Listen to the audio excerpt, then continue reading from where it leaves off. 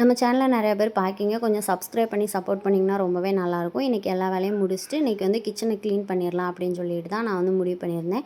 பாப்பா ஸ்கூல் போயாச்சு, எல்லோரும் வேலைக்கு போயிட்டாங்க. சரி இப்போ தான் கரெக்டாக இருக்கும், க்ளீன் பண்ணிடலாம் அப்படின்னு சொல்லிட்டு ஃபஸ்ட்டு கிளாஸ் ஸ்டவ்லேருந்து ஆரம்பிப்போம் அப்படின்னு சொல்லிட்டு ஃபஸ்ட்டு அது மேலே ஒட்டியிருக்க காஞ்ச இது இருக்கும் இல்லையா, அது எல்லாத்தையும் கீழே தள்ளி விட்டாச்சு. அப்புறமா பார்த்திங்கன்னா ஒரு ஈர துணி வச்சு தொடச்சாலே போதும், எல்லாம் க்ளீன் ஆயிரும். நான் வந்து டெய்லி வந்து கிளாஸ் ஸ்டவ் வந்து தொடச்சிடுவேன். அதனால் லைட்டாக ஈர துணி வச்சு தொடச்சாலே போதும். இல்லை ஒரு 2 நாள் 3 நாள் ஆச்சு அப்படின்னா தான் ஸ்க்ரப் போட்டு தேய்க்கிற மாதிரி இருக்கும். அப்புறம் அந்த கவுண்டர் டாப்புமே பார்த்திங்கன்னா கொஞ்சம் மெஸ்ஸியாக இருக்க மாதிரி இருந்துச்சு. அதையுமே நல்லா கையோட கழுவி வச்சுருவோம் அப்படின்னு கழுவி வச்சுட்ருந்தேன். அது கூடவே கொஞ்சம் பாத்திரம் வந்து காலையில் கிடந்துச்சு. சரி அதையும் நல்லா க்ளீன் பண்ணி வச்சுருவோம். குட்டி தம்பி வந்து உறங்கிட்டு இருக்கான். அவன் எந்திரிச்சிட்டா எந்த வேலையும் பார்க்க முடியாதனால அவன் தூங்கும்போதே எல்லா வேலையும் முடிச்சுருவோம் அப்படின்னு சொல்லிட்டு டக்கு டக்குன்னு எல்லா வேலையும் முடிச்சுட்டு இருந்தேன்.